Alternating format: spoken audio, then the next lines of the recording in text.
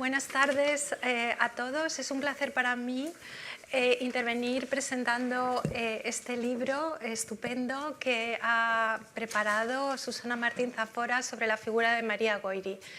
Me encuentro aquí como doble patrona de la Fundación Ramón Menéndez Pidal, que ha intervenido en el libro, lógicamente, y la Fundación Ortega Marañón, que nos acoge hoy aquí. La figura de María Goyri, para todos los que somos filólogos o lingüistas, representa algo muy especial, porque es la primera mujer que estudió filosofía y letras de forma presencial a finales del siglo XIX en la Universidad Central de Madrid. Se las arregló para que le admitieran presencialmente. Es la primera que estudió el doctorado y realmente es la primera investigadora en historia de la literatura y en historia de la lengua que tenemos. Por tanto, ya solo por eso sería objeto de nuestra devoción y admiración. El libro que hoy presentamos no tiene tanto que ver con la actividad filológica de doña María, que escribió sobre Lope de Vega, el conde de Lucanor, sobre los romances. A ella se debe la organización de los romances que hoy se conservan en el archivo del romancero de la Fundación Ramón Menéndez Pidal, sino nos congrega algo mucho menos conocido, y de ahí el interés de este libro, que son los escritos feministas que doña María elaboró antes de casarse, casi todos ellos, aunque hay alguno desde la primera etapa de su matrimonio. Y estos escritos, bueno, son completamente novedosos, han sido reunidos y nos muestran un feminismo incipiente, un feminismo regeneracionista, muy vinculado a la institución libre de enseñanza, que tiene muchísimo interés. Para presentar el libro me acompañan hoy aquí Sara Herrero Pérez, directora académica de la EAE Business School, que ha sido profesora visitante en el Instituto de Género del Trinity Western University en Vancouver y que ha publicado, entre otros trabajos docentes y referentes, María Goyri o Some Room for Youth, Women in Academia. Margarita Márquez Padorno, profesora titular de Historia Contemporánea en la Universidad Complutense y directora de la Unidad de Igualdad de esta universidad, y que ha publicado trabajos dedicados también al movimiento feminista. Mujeres en vanguardia, la residencia de señoritas en su centenario, una habitación propia para las españolas, las Eight Sisters, la relación del International Institute y la Junta para la Ampliación de Estudios en el avance de la coeducación universitaria en España, o la influencia americana en los inicios universitarios de las mujeres españolas. Y finalmente, la autora del libro, Susana Martín Zafora, técnico de auditoría y control externo del Tribunal de Cuentas de España y investigadora asociada de la Fundación Ramón Menéndez Pidal, donde ha centrado sus trabajos en la formación del pensamiento de María Goyri como feminista y educadora.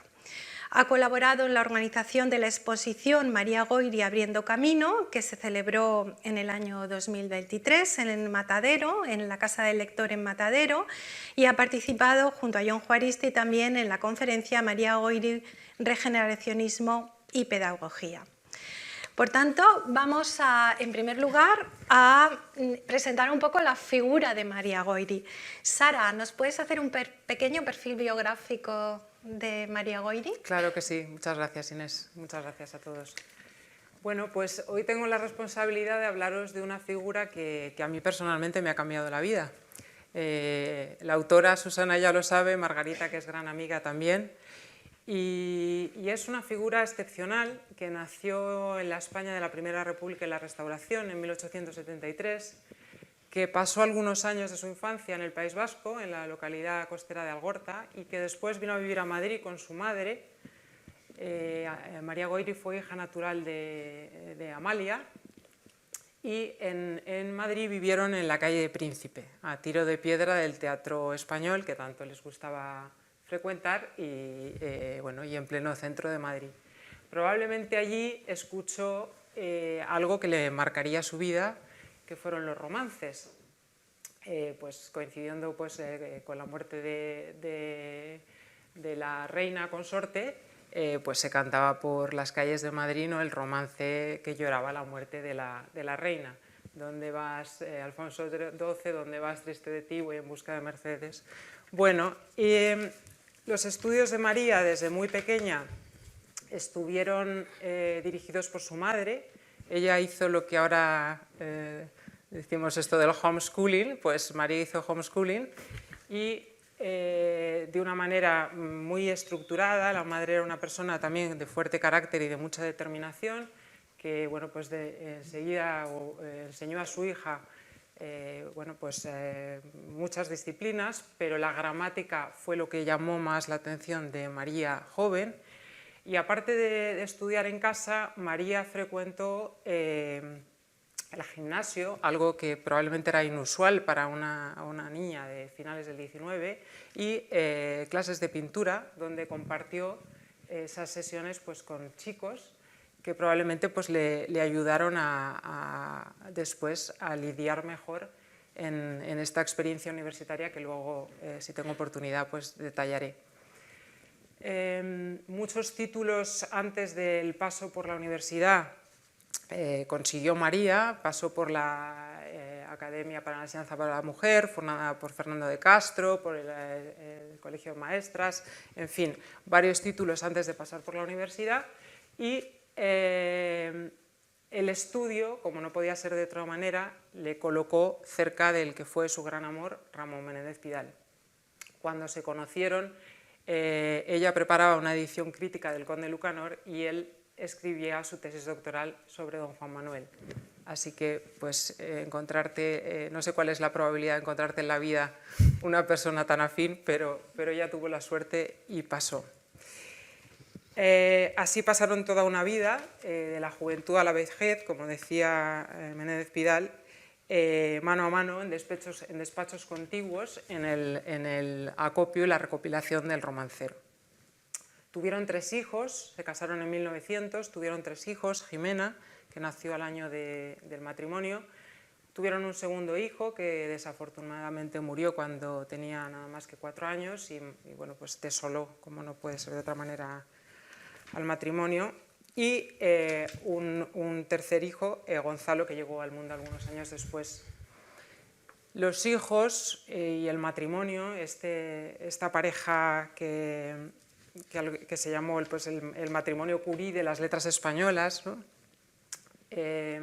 Vivieron en un ambiente pues, de estudio, de investigación, de mesura y de amor al estudio, ¿no? Y vivieron en lo que es hoy la Fundación Menéndez Pidal, que está en la calle Menéndez Pidal 5, y si alguien aquí no la conoce, animo a que se visite porque es un lugar maravilloso. Y como decían ellos, pues era un trozo de campo serrano, y yo creo que sigue siendo, se conserva como un trozo de campo serrano rodeado de olivos, romeros y jaras.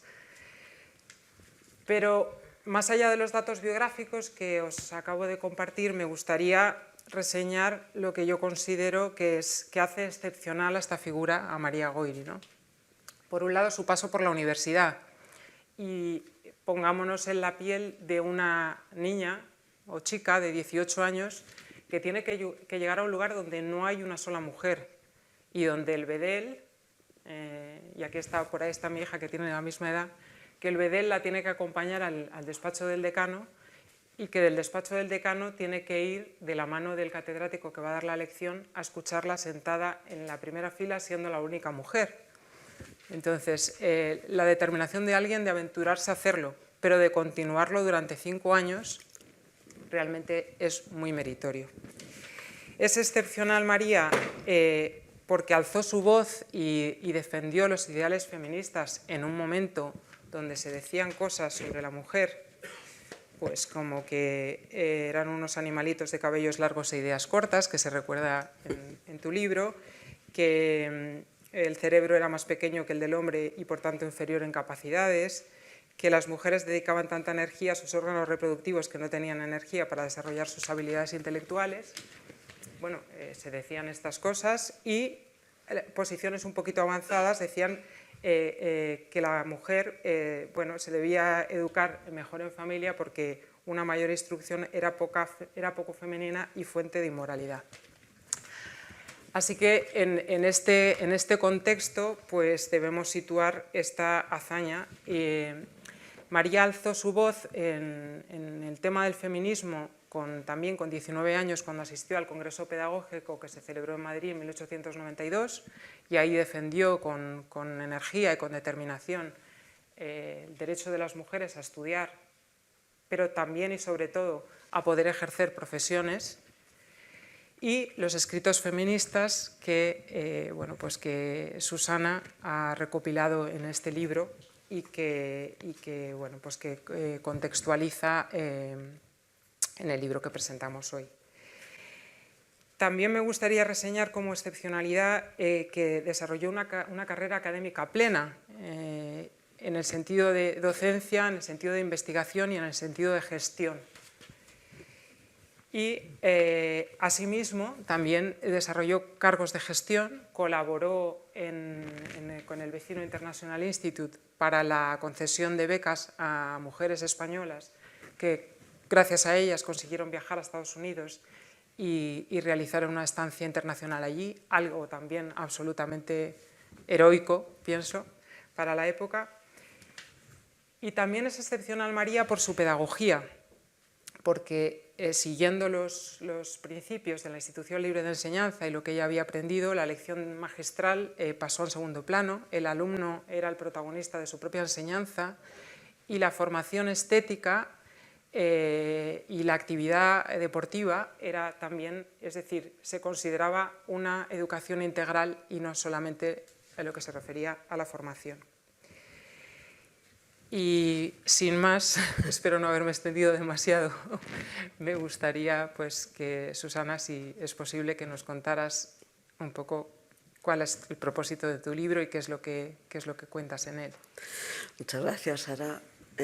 Estupendo que tú hayas hecho este estupendo recorrido a su vez por la vida de María, porque yo quiero decir a todos los que pensáis comprar el libro y pensáis leerlo que realmente no es una biografía de María, como también nos ha dicho Inés, es una recopilación de textos que ella publicó en un periodo de unos 17 años que van desde su primera intervención pública en el Congreso Pedagógico Hispano-Portugués en 1892, cuando ella tiene solo 19 años, hasta el último texto que es el diario del viaje que emprendió con Ramón Méndez Pidal a Estados Unidos en 1909, cuando ella ya tenía 36 años. Esto no quiere decir que María cambiara sus planteamientos respecto a su reivindicación de la educación y el ejercicio de una profesión por parte de las mujeres.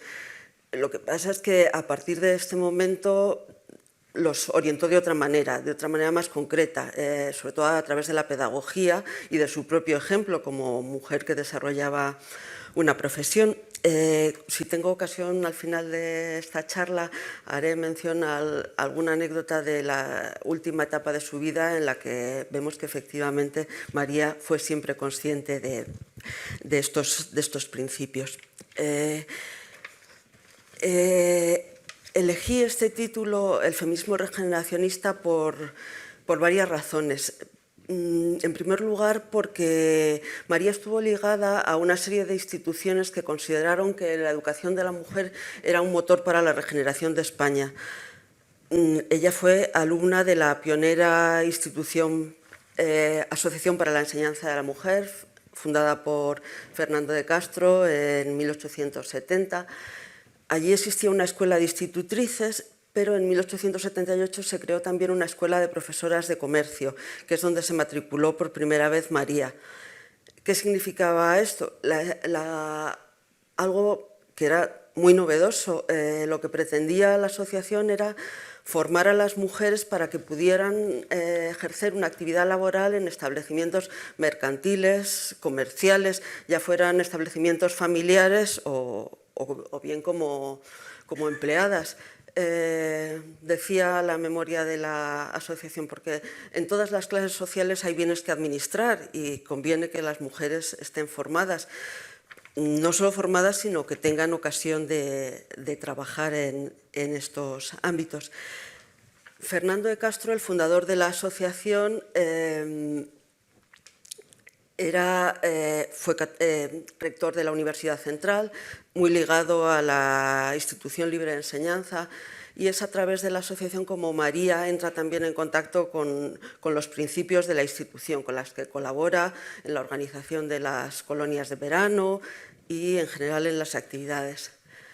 María es también alumna de la Escuela de Estudios Superiores del Ateneo, que en ese momento era una alternativa, una especie de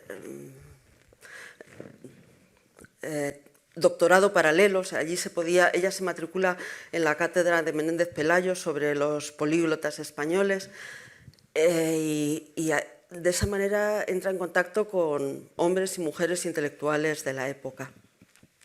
Después, ya como pedagoga, María da clase pertenece en realidad a los órganos rectores de instituciones que están ensayando una nueva pedagogía, en general ligados a la Junta de Ampliación de Estudios, a la Residencia de Señoritas, que estuvo en esta casa, y después al Instituto Escuela, del que espero que Margarita nos hable después largamente. También entiendo que María tiene un feminismo regeneracionista en el sentido de que ella reclama una regeneración de la sociedad y especialmente de las mujeres, porque ella dice que especialmente en las clases medias las mujeres hacen un esfuerzo vital y económico a veces para asimilarse a las clases superiores, pero que consideran que trabajar es rebajarse. Que buscan para sus hijas una educación fundamentalmente de adorno, de idiomas, de música, que les permita alternar en las tertulias, obtener, a ser posible, un buen matrimonio. Y tampoco se involucran en las cuestiones sociales.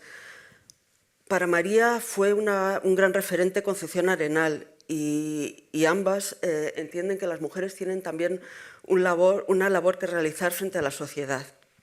Y esto es algo que María les reclama a las mujeres, sobre todo en la clase media.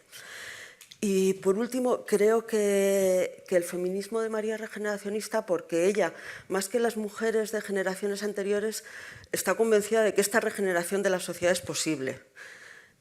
Ella accede, digamos, a una posición dentro de la sociedad a través de la enseñanza reglada, a través de la asociación, de sus estudios en la escuela de maestras, el bachillerato que ella hace por libre en el Instituto Cardenal Cisneros, después en la Universidad Central y finalmente con su doctorado. Emilia Pardo Bazán, que la conoció en una revista parisina, escribe en 1896, cuando María acaba de obtener un premio en la Universidad Central en literatura. Dice que María es extraña dentro de las mujeres que tienen un nivel intelectual alto, porque la mayoría se han formado a través de lecturas al azar, de un estudio en silencio, no en centros de educación. Y ella, como algunas otras mujeres de su época, quiere integrarse dentro del sistema educativo. En sus artículos para la Revista Popular, que ella publica en 1898, donde tiene una sección fija que se llama Crónicas Femeninas, a ella le interesa destacar que existen mujeres en todos los ámbitos, también en el ámbito de la ciencia. Veo que hoy tenemos entre el público algunas mujeres del ámbito de la ciencia, de las que María estaría muy orgullosa. Y le interesan mucho, como mencionábamos antes, ella lee muchas revistas extranjeras y está al tanto de lo que se publica y de las experiencias pedagógicas en otros países. Le interesan las escuelas de formación agrícola para las mujeres, las posibilidades que tienen también las mujeres del mundo rural en participar en las empresas y en las sociedades familiares. María, no me quiero extender mucho más, creo que me estoy extendiendo demasiado. Quiero hacer una referencia simplemente a uno de los textos que se publican, que es su participación en el Handbuch der Frauenbewegung, que fue un manual, bueno, en realidad 5 tomos sobre feminismo que se publicó en Alemania por las feministas Helen Lang y Gertrude Baumer, donde se pretendía dar una visión de la situación del feminismo en Alemania, pero también en el resto de países de Europa. Helen Lang había sido compañera de colegio y colaboradora de Carolina Michaelis, la filóloga portuguesa por matrimonio, pero de origen alemán. Entonces le pidió a Carolina que redactara la parte referente a la mujer portuguesa, que Carolina conocía muy bien. Y Carolina pensó en María para reflejar la situación de la sociedad en general, del feminismo y de la mujer española. Estas notas que se conservan en la biblioteca de la Universidad de Coimbra y que ahora nos ha facilitado la investigadora portuguesa Sandra Boto, son un texto que me parece absolutamente novedoso, porque muestran la relación con María, con las feministas de otros países, y también por cómo ella refleja, en primer lugar, la situación del feminismo en España, del que ella cree que, por supuesto, queda mucho por hacer. Nos habla de la figura de Concepción Arenal, de Emilia Pardo Bazán, de la empresaria Berta Wilhelmi, y también de hombres como Adolfo Posada o Rafael María Labra, que están trabajando sobre una modificación, o al menos reclamando una modificación de la normativa que afecta a las mujeres. No me extiendo más, le cedo la palabra a Margarita, que nos va a hablar estupendamente de instituciones educativas en las que el modelo de María y de otras mujeres estuvo muy presente. Pues muchas gracias, Susana. Muchas gracias también a Sara y a Inés y a ustedes por venir a un acto tan entrañable, tan bonito, que habla de un viaje del pasado que se hace carne en el presente, ¿no? María Goiri viene a esta casa, viene cuando se forma la residencia de señoritas, no viene de forma inmediata, pero ella es el referente perfecto que encuentra María de Maeztu para tener de modelo, una de sus modelos, a las nuevas residentes que van a ir llegando para alcanzar la educación superior, a ser posible con normalidad. Como bien nos han explicado, Goiri va a llegar a la Universidad Central como una única persona. Ha habido antes universitarias, de hecho hay un hueco donde se cuela la ley y nunca estuvo prohibido del todo hasta 1910, que se quitaron las barreras, pero eran complicadísimas las formas de estudiar, como bien nos ha representado Sara Herrero. Cuando María de Maeztu quiere abrir en estos bloques su residencia de señoritas en 1915 y muy poquito después, en el año 18, el Instituto Escuela, quiere tener a las y los mejores profesores, docentes que haya para que estas chicas tengan la idea de una universidad plena. Aquellos lugares donde no se les permite ir, algunas clases no se les permite ir en los paraninfos en los campuses de San Bernardo o de los campus de ciencias donde está Atocha, donde hoy está el Museo Reina Sofía, va a construir aquí los laboratorios, va a traer grandes docentes de la historia, de la literatura, de las ciencias, de la física o de la química, por ejemplo, ¿no?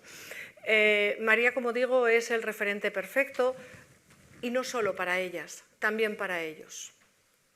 Padres, educadores, hermanos, las personas que se responsabilizaban de que estas chicas pudieran estudiar veían que se podía conseguir. Era una mujer que tenía un doctorado, que no se había quedado con el doctorado en su casa, sino que codo a codo con su marido y con el equipo que tenía de investigación, sacaba cuestiones a la calle. La recuperación de los diferentes romances del Miocid, todo lo que se publica, es motivo de alegría para esta casa, ¿no? Se lee, los libros de Goiri están todavía en las estanterías de lo que hoy es el Instituto Internacional, que entonces era el International Institute, y como muchos de los presentes saben, desde 1929 formaban una sola biblioteca con la de la residencia de señoritas.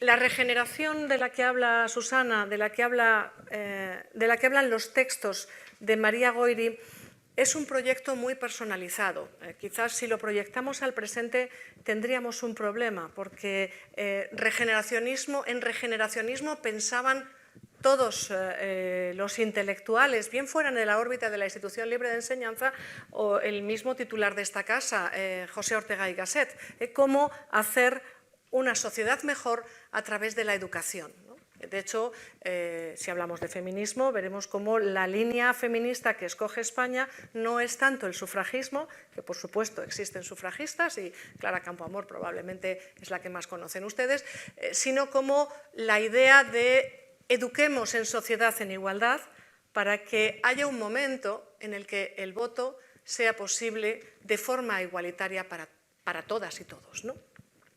Y esa idea va a permear en la residencia. En la siguiente ronda hablaré un poquito más de ello porque tiene unos orígenes que no son europeos, precisamente. Es la idea de la temperance norteamericana, ¿no? Es eduquemos en sociedad. Bueno, de alguna forma, esa gran polémica que se ha hecho viral, voy a usar términos actuales, de Victoria Kent y Clara Campoamor en las Cortes Constituyentes del año 31, se ha echado muchas cuestiones contra Victoria Kent cuando ella lo que decía era necesitamos que las mujeres estén preparadas para alcanzar el voto. Es cierto que Clara Campoamor le dice también los hombres deben estar preparados para alcanzar el voto, ¿no?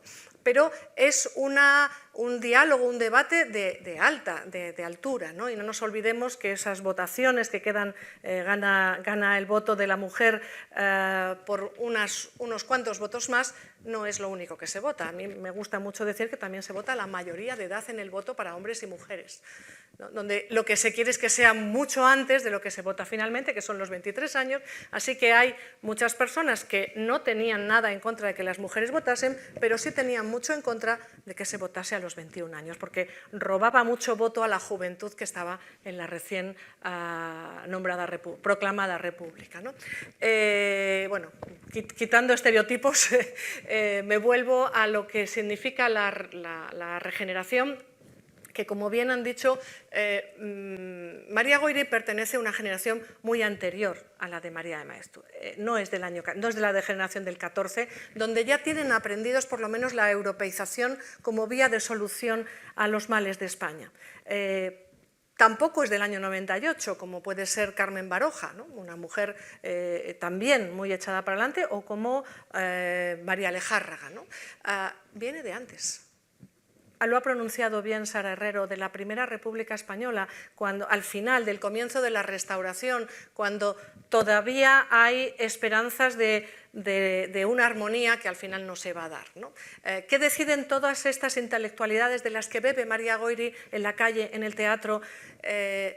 Deciden, no lo hemos conseguido por la vía política, hagámoslo por la vía de la regeneración, ¿no? Y es en 1901 cuando se crea el Ministerio de Instrucción Pública. No sé si es 1900 o 1901, pero bueno, es el principio del siglo. Ha habido ya la debacle del 98, que en muchos términos viene bien a esa península ibérica que se ha quedado con las islas y poco más. Y de repente se dan cuenta que solamente a través de esa vía es la forma que se puede hacer, ¿no? La Institución Libre de Enseñanza, por un lado, Ramón y Cajal, que no es institucionista para nada, pero sí se pone al frente de la Junta para Ampliación de Estudios, que crea ese Ministerio de Instrucción Pública para que las y los jóvenes, y lo digo con ambos sexos porque hay muchas mujeres pensionadas que van a Europa, vayan fuera de su país y retornen la sabiduría y los conocimientos de allá. Nuestros dos titulares, Marañón y Ortega, se van a Alemania, María de Maeztu no es tercera titular, pero podría serlo, se va a marchar. De ellos beben la siguiente generación, que es donde María Goiri puede enseñar. Y puede enseñar con conocimiento de causa y además teniendo un sitio especial dentro de las propias instituciones. Para lo que se llamó el semillero de talentos, el Instituto Escuela, María Goiri va a hacer un papel fundamental que luego replicará su hija Jimena en el colegio estudio. ¿Qué papel es? El de mostrar a los niños pequeños que hay que darles la mejor de la educación, ¿no? Ese semillero de talentos donde tenemos la suerte de que estudió Soledad Ortega, ¿no? que pudo recoger todo ese saber que venía de generaciones. Fíjense ya las que he nombrado, ¿no? La generación del 68, la del 98, la del 14, me he saltado el 27 porque ya a María Goiri le queda un poquito lejos, aunque con sus nietos lo va a ejercer mucho, ¿no? Y muy bien. En fin, el legado intelectual de María Goiri es fundamental y algo que se me olvida, que el Instituto Escuela es el modelo, ¿no? Modelo de los diferentes grupos escolares que María va a tener muy en cuenta, que se diseminan primero por todo Madrid y luego por otros lugares de España, y que lo que hacen es crear una enseñanza pública fuerte. Y yo creo que ese es el gran legado que le podemos dar las gracias, ¿no? Porque todavía hoy existe, bueno, con sus sombras y sus luces, una enseñanza pública, también la alta enseñanza pública, la universidad, de la que todavía podemos sentir mucho orgullo, ¿no? Muchas gracias, Margarita. Realmente en este libro, bueno, aparte de todo lo que han dicho mis compañeras, creo que debo destacar que hay dos documentos que no se habían editado previamente. Uno es el informe que hace para Carolina Michaelis de Vasconcelos y que se publica en alemán, y aquí por primera vez se publica el original que escribió ella. Y a mí realmente este original me ha impresionado porque está escrito en torno a 1902, ¿no? Por ahí. Y es que hace un retrato de la mujer española en aquel momento, en la educación, en los derechos políticos, que se te cae el alma a los pies, es tremendo, ¿no? O sea, realmente la preocupación que tenían por arreglar eso, como has dicho, y a través de la vía de la educación, que fue la obsesión de María Goiri. Y creo que para este fin fue también muy importante para ella un viaje que realizó a Estados Unidos en 1909 acompañando a Ramón Menéndez Pidal, del que este libro nos permite leer el diario. Es decir, tanto ella en colaboración con Pidal escribieron un diario y nos va contando el diario las visitas que hicieron a todo tipo de centros educativos, semilla que debió ser muy importante para que luego desarrollara todo lo que nos acaba de decir Margarita, imagino, pero a lo mejor Susana nos lo puedes explicar mejor. Sí, el diario del viaje de María y Ramón a Estados Unidos es el último texto, pero a mí me parece interesantísimo. Veo que está con nosotros Mario Pedrazuela, que también ha trabajado sobre ese texto, y este viaje... vamos a ver, el viaje se produce en 1909. En 1908, como nos ha dicho Sara, muere el segundo de los hijos del matrimonio en el Paular. Y bueno, Ramón escribe a su hermana Rosario y le dice: María no puede trabajar, está desconsolada, ven todos los niños al pequeño Ramón. A Ramón padre le habían invitado a un ciclo de conferencias en la Universidad Johns Hopkins, y yo creo que el matrimonio ve que es una opción muy buena para pasar un tiempo fuera de España, para centrarse en sus labores profesionales y bueno, intentar mitigar un poco el dolor de la muerte de su hijo. Entonces, a lo largo del viaje, ellos, fundamentalmente María, pero con algunos añadidos de Ramón, van escribiendo un diario donde ellos reflejan, por un lado, las personas con las que se entrevistan, los lugares que visitan y, en general, sus impresiones. María había publicado ya algunos artículos de tema filológico y participa con Ramón en las reuniones con los hispanistas americanos, pero también se entrevista con alumnas, con profesoras de centros de educación femenina de todos los niveles, desde los jardines de infancia hasta los colleges. y en el diario va reflejando sus impresiones sobre los centros y en general sobre la sociedad americana de 1909. Entonces, en muchos sentidos es un texto que me parece muy importante. María se entrevista, como decía, con alumnas y profesoras. Se encuentra, por ejemplo, con Caroline Borland, de la que luego seguro nos habla Margarita. Uy, perdón. Callo. Que hay cable. Ajá. Bueno, Caroline ha hecho un doctorado sobre Boccaccio en la literatura castellana y catalana en el Bryan Moore College y luego es profesora en el momento en que María y Ramón llegan en el Smith College. María volverá a encontrarse, no físicamente, pero sí a través de su trabajo con Caroline, porque luego ella será la intermediaria en el intercambio de alumnas españolas y americanas con la residencia de señoritas. De hecho, aquí en el archivo de la residencia se conservan cartas de Caroline a María de Maeztu en las que dice de recuerdos a Ramón y María. Ella recuerda que estuvieron juntos en este viaje. María en el diario pone de manifiesto algunas cuestiones que le sorprenden agradablemente. Le sorprende la tremenda dotación que tienen los centros educativos americanos. Le sorprende la financiación, cómo los antiguos alumnos continúan financiando centros en los que están de alguna manera implicados o que quieren soportar, o los filántropos americanos. Y le sorprende también las bibliotecas. Ella dice, el departamento tiene muchísimos duros, ellos hablan en duros, para comprar libros para estas bibliotecas que son impensables todavía en España.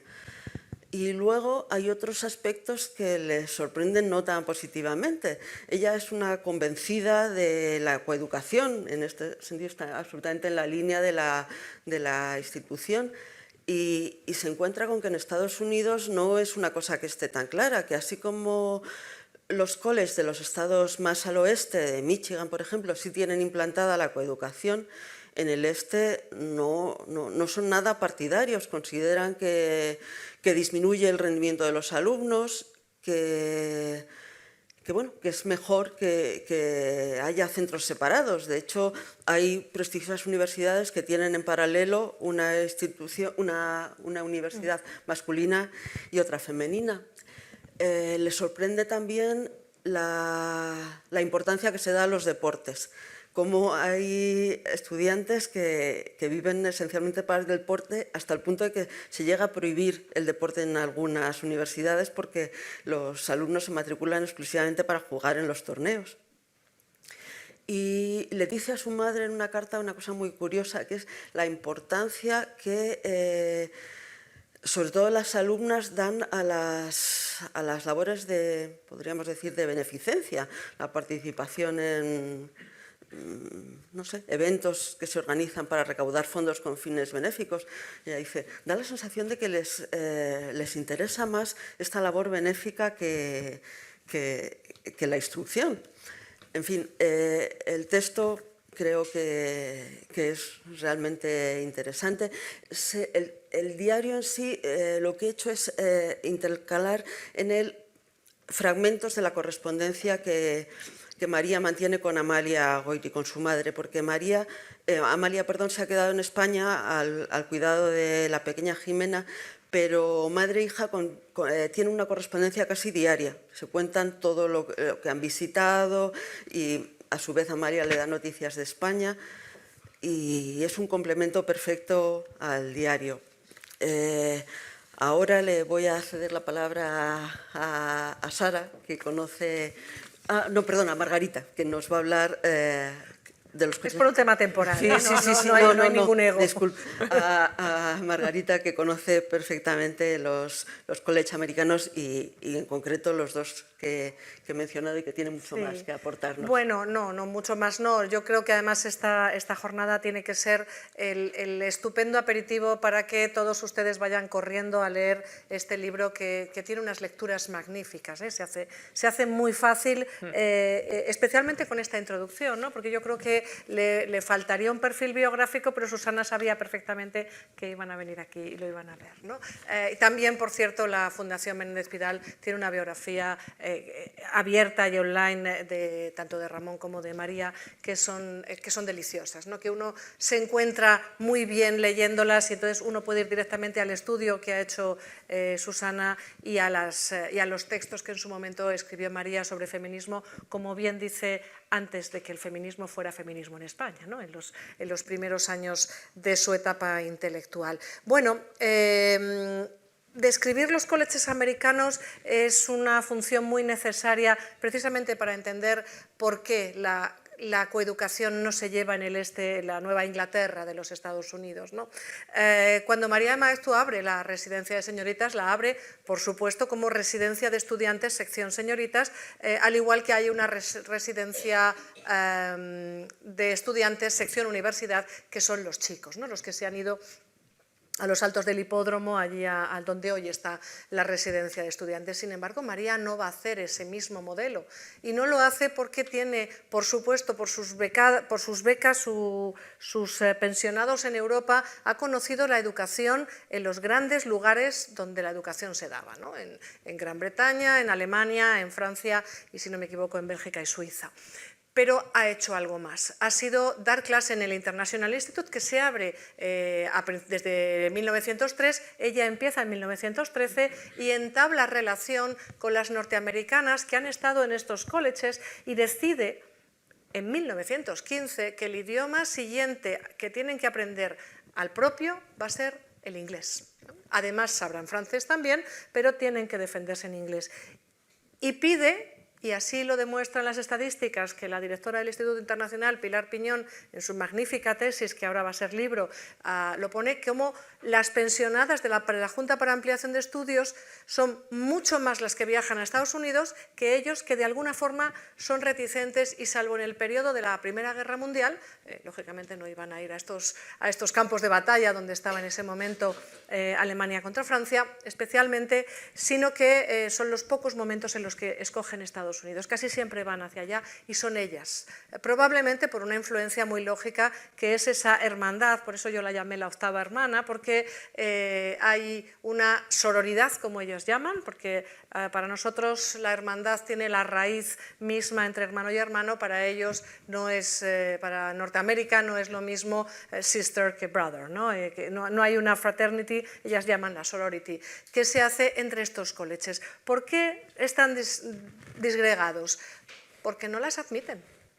Hemos hablado de la gran educación pública que en España se está construyendo. En Estados Unidos no existe. Sí hay algo, como bien ha dicho ella, en el medio oeste americano, especialmente en Ohio, en Wisconsin también y en Minnesota, pero no hay universidades públicas de calidad.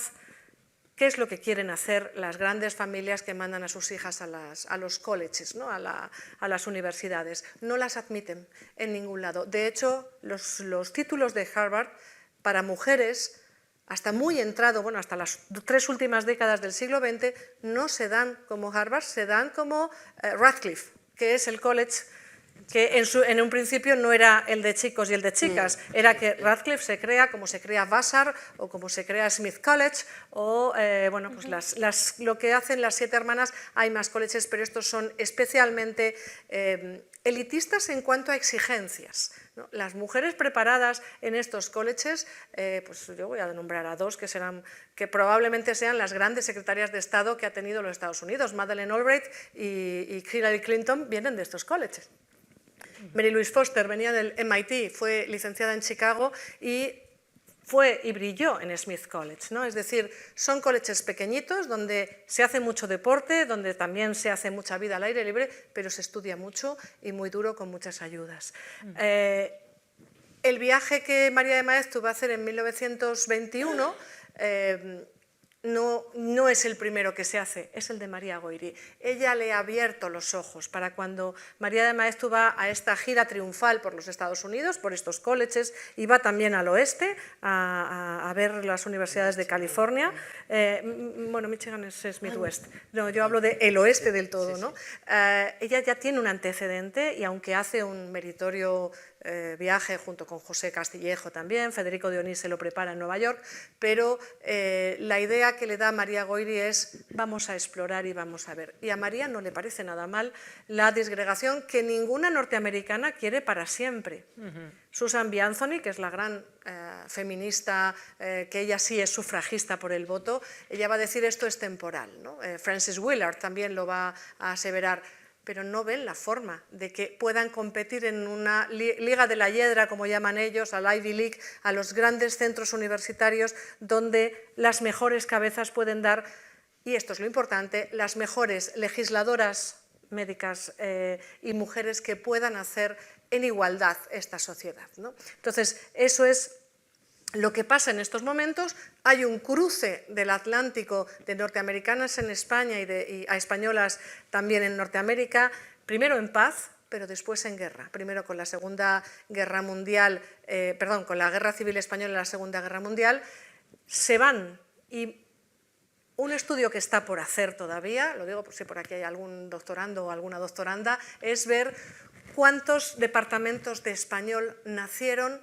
con mujeres que se prepararon en esta residencia de señoritas y en otros lugares afines gracias a esas becas, pensionados de la Junta para Ampliación de Estudios y becas privadas que daban los colleges, ¿no? La pregunta es, ¿y qué hay de la mujer en la universidad hoy? Y yo creo que eso es Sara la que nos puede dar un poquito de... Muchísimas gracias. Pues a mí me parecía importante, la protagonista de hoy es Susana y por supuesto María Goyri, pero también Susana, contextualizar un poco y decir, bueno, María Goyri se atrevió a ir a la universidad en un mundo donde era, bueno, pues prácticamente una rareza o una proeza, pero ¿cuál es el camino que hemos recorrido desde entonces, ¿no? ¿Qué es lo que ha sucedido en la universidad? El año pasado se conmemoraron los 150 años de nacimiento de María y bueno, pues en esos 150 años, claro, cuando las estadísticas parten de cero y yo soy economista y uno mira las tasas de crecimiento de las cosas y dice, pero qué barbaridad, ¿no? Es que la cosa ha ido fenomenal. Y efectivamente la cosa ha ido fenomenal, pero a pesar de todo, a mí me gustaría que, bueno, pues que todos los que estamos aquí hoy pues nos quedáramos con algunas ideas de cómo se ha avanzado y si se ha avanzado lo suficiente, ¿no? Y solamente pues no quiero aburrir con números, pero sí me gustaría dar alguna pequeña información de lo que es la Universidad Española hoy. Hoy en España hay 89 universidades, entre públicas y privadas, y un claustro total de 130.000 profesores, ¿no? Investigadores, personal docente investigador, que llamamos. De ellos, el 55% son hombres y el 45% son mujeres. Es decir, que somos más o menos iguales en número, pero no somos iguales en los puestos de profesor universitario. Margarita es la directora de Igualdad de la Complutense y los números son un poquito mejor en la Complutense. Sí, bastante mejores, pero aún así hay brecha, ¿eh? Sí. Yo estoy hablando del total de España y he mirado también la Complutense, en la presentación tan bonita que hiciste, y he visto que son mejores, lo cual me alegra, pero estos son medias. En España hay un total de 1,5 millones de alumnos, entre alumnos de grado, alumnos de doctorado, alumnos de máster.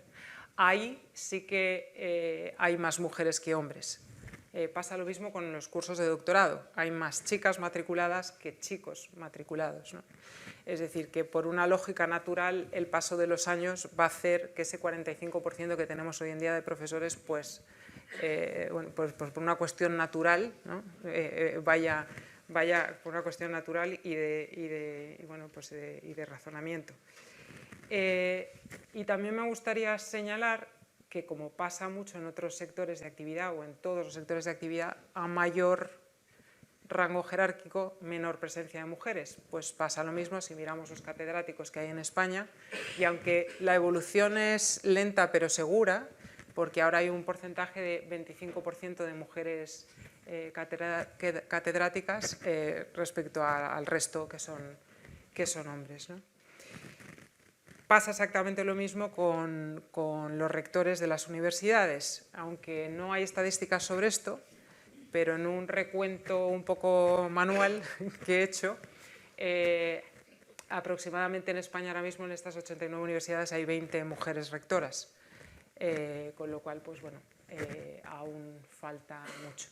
Así que me adhiero al feminismo pacífico y tranquilo y de una verdad aplastante que defendió nuestra María a finales del siglo XIX, ¿no? Y donde decía que la mujer tiene la responsabilidad de poner su sabiduría, pero también su sensibilidad, que me parece que es algo que no debemos obviar porque la tenemos, al servicio de la humanidad. Y en ese camino pues estamos. Muchas gracias, Sara. Casi es un aplauso, pero podéis aplaudirla. Efectivamente, este es un camino lento, paulatino, pero imparable. No hay quien lo pare ya. Margarita, ¿qué nos tendrías que decir de la recuperación no solo de María, ¿no? de la memoria de María, sino de otras mujeres que fueron pioneras en su momento? Bueno, pues voy a retomar la palabra de Sara. Yo creo que lo que hace falta es referentes y saber que no solo las más excelentes tienen que llegar, porque el problema es que las tenemos como excepciones a estas mujeres. Claro, fueron excepcionales porque fueron las primeras, ¿no? Pero también es excepcional Neil Armstrong porque fue el primer hombre que pisó la Luna y porque creo que no ha habido muchos más, ¿no? en ese viaje y algún otro. Pero hay que hacer de la excepción la norma, ¿no? Porque lo que tiene que ganar, por lo menos en los claustros universitarios, es el talento, sin sexo. No tiene por qué haber. Cuando hice el estudio que para esta campaña, que hablábamos de una desigualdad dolorosa, ¿no? A mí me chocaron mucho dos números horribles, que fueron las dos facultades que más número de mujeres tienen como profesoras, trabajo social y enfermería, fisioterapia y se me olvida algo, tienen 0 catedráticas. Algo está pasando, ¿no? Algo está pasando. ¿Por qué no se escoge el talento? Porque ya hay mujeres estupendas. La otra gran batalla que tenemos es el STEM, ¿no? Donde, entre otras cosas, porque como no metamos el pensamiento de las mujeres dentro de la inteligencia artificial y de la robótica y de los videojuegos y demás, tenemos un problema, una brecha más, ¿no? Creo que hay mucho ganado, ¿no? Que es una sociedad que avanza casi siempre hombro con hombro. A mí me encanta ver que aquí hay mujeres y hombres que han venido a homenajear a María Goyri y me parece sensacional que se la reconozca, pero es un círculo muy pequeño el que la reconoce, ¿no? Por eso yo hablo siempre de las épicas feministas, ¿no? O de las genealogías feministas, porque aún tenemos mucho que hacer. No sé si han visto ustedes, y con esto ya termino, en la calle del Pez, esquina con San Bernardo, está el homenaje a la mujer universitaria y se homenajea en teoría a esas primeras mujeres universitarias. Bueno, por supuesto hay licencia de artistas, faltaría más, pero igual que yo veo a don Alfonso XII en el Retiro, me parece magnífica esa escultura, bueno, pues de un rey majestuoso, ¿no? Como es ese monumento que ustedes saben en las Barcas. Esta es una chica que lleva los 2 hombros escotados, va con el pecho suelto y lleva minifalda.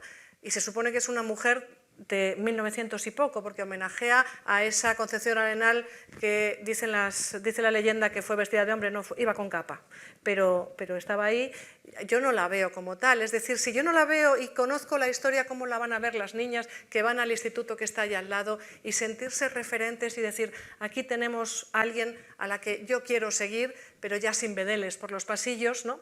Bueno, sí, los bedeles que estén por los pasillos, digo, sin que me escolten, ¿no? del lugar del decano a la clase por el catedrático, ¿no? Eso lo dice María Goyri y me encanta, cuando le dice a un periodista, vaya usted al viejo caserón de San Bernardo y verá que las mujeres están. Ha dicho, nuestra causa ha triunfado, ¿no? Y con eso nos tenemos que quedar. La causa de la universidad, normalizada por ver mujeres allí, ha triunfado, ¿no? Entonces, ahora lo que se pide es que las que tienen talento, que estén en donde merecen estar, ¿no?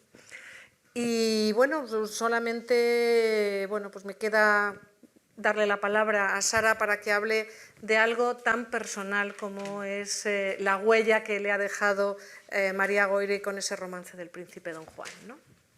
Vamos un poquito, eso sí, apuradas. Sí, bueno, ya os comenté al principio que a mí María Goyri me ha cambiado la vida y es que no solamente, o sea, su faceta intelectual o sus estudios, su amor por Lope de Vega, que ella decía que el último amor de Lope he sido yo, la última conquista de Lope he sido yo, que esto me encanta. También me fascina el amor que tenía junto con su marido por las excursiones al campo. Decía que el aire delgado de las cumbres cura todos los males del corazón o algo así, porque todo lo que dice ella o don Ramón es absolutamente poético y uno queda completamente enamorado. Entonces, en esta historia de amor maravillosa que tienen, que se encuentran dos personas en el mundo, como hemos dicho antes, con estas aficiones comunes y hacen estudios pues muy paralelos, el viaje de novios de esta pareja, que es fascinante y tal vez haya alguien aquí que no lo conoce y me gustaría recordarlo, pues deciden hacer su viaje de novios por tierras de Castilla en mula. Ella va en mula, a veces vivaquean, a veces duermen en un hostal de un pueblo y entonces van por los pueblos rescatando de la tradición oral, o es lo que consiguieron sin duda, siguiendo las pisadas de Babieca, como decía ella, los romances que se habían perdido en la tradición oral. Y entonces llegan un día a un pueblo de Burgos y una lavandera les canta el romance a la muerte del príncipe Don Juan, que era el único hijo varón de los reyes católicos, que muere con 19 años, recién casado el pobre, y su mujer embarazada, y entonces llega una lavandera y también pues os pido que os pongáis en esa misma situación en la que yo me puse la primera vez que leí esta historia, cuando la lavandera dice: voces corren, voces corren, voces corren por España, que Don Juan, el caballero, está malito en la cama. Le asisten 5 doctores de los mejores de España. Uno le mira los pies, otro le mira la cara y otro le coge la sangre que de su cuerpo derrama. Otro le dice a Don Juan: el mal que tenéis no es nada. Y continúa mucho más, pero no quería dejar de recitar este fragmento en esta oportunidad. Susana. Gracias, Sara. Me emociona porque ya estoy un poco dentro de María, creo María dentro de mí, y me puedo imaginar, para los dos, pero especialmente para María, que luego trabajó sobre el romance, publicó un estudio en el Boletín Hispanic, lo que sería para ella oír por primera vez este romance. Bueno, yo quería terminar también haciendo hincapié en que este feminismo regeneracionista del que estamos hablando se mantuvo en María a lo largo de toda su vida. Ella se casó con Ramón Méndez Pidal, pero no por eso dejó su actividad profesional. Le hicieron en 1927 una entrevista en la Gaceta Literaria, en la que le preguntaban un poco cómo había sido el acercamiento de la pareja, y ella le cuenta que estaban los dos estudiando a don Juan Manuel y el poema del Mío Cid, y simultáneamente. Entonces, pues que esa cuestión tan peculiar les unió. luego efectivamente realizan este viaje de novios en el que ellos recogen las referencias que hay en el poema del mío Cid sobre el viaje del Cid al exilio e intentan reconstruirlo hasta que se encuentran con los romances. Después, siempre tuvieron despachos contiguos y colaboraron en distintas publicaciones, pero María dice también en esta entrevista que la familia Méndez Pidal vive hacia adentro. Con esto no quiere decir que no tuvieran una actividad pública, que la tienen muchos de sus miembros, sino que son una familia que tiene una especie de proyecto intelectual dentro de la propia familia y se apoya mutuamente. Entonces, María yo creo que es un proyecto fundamental en este proyecto, del que forman parte su marido, Ramón Méndez Pidal, su hija Jimena, su hijo Gonzalo, el marido de Jimena, Miguel Catalán, su nieto Diego Catalán, y María les cede el protagonismo. Ella continúa con sus trabajos, pero no tiene... Para ella también es una satisfacción que todo este proyecto siga adelante. Ella apoya a Jimena cuando, después de la guerra, en 1940, decide crear el Colegio Estudio. Ella es nominalmente la primera directora, aunque no es una directora ejecutiva, pero le presta su apoyo, imparte algunas conferencias. En una biografía de Vicenta Fernández Montesinos, alumna del Colegio Estudio y sobrina de Federico García Lorca, ella recuerda que estando en el colegio, dice algo así como: delante de la pizarra nos dio una conferencia sobre literatura doña María Goiri, que iba muy elegante, con un sombrero. María sigue de alguna manera implicada, aunque ya en la década de los años 40 y 50 prácticamente ha dejado la enseñanza, y es en estos años cuando ella tiene una producción filológica también importante, cuando se dedica sobre todo a Lope de Vega y a la cuentística, que eran dos temas que le interesaban mucho, y publica distintos artículos. Pero para terminar me gustaría hacer referencia a un hecho del año 1951. En este año se convoca en Madrid el primer congreso femenino hispanoamericano-filipino. Era un momento en el que dentro del régimen ya había voces que reclamaban una cierta modificación, sobre todo en la legislación que afectaba a las mujeres, que había sido muy recortada después de la guerra. Entonces María es nombrada miembro honorario del Congreso y se la invita a las deliberaciones, pero bueno, ella realmente está muy enferma. Esto es en el 51, ella muere en el 54, pero escribe una carta contestando a Victoria Eiroa, que es la secretaria general del Congreso, y le dice lo siguiente: el estado de mi salud me tiene hace tiempo retirada de todo acto público para evitarme emociones. Hace más de medio siglo que luché en un medio hostil para la mujer por los mismos ideales que hoy ustedes preconizan con éxito. Sigo de lejos, con todo interés y simpatía, la magnífica labor que están ustedes llevando a cabo, y estaré presente en espíritu en las sesiones de este Congreso. Nada más. Bueno, creo que este final ya es el total.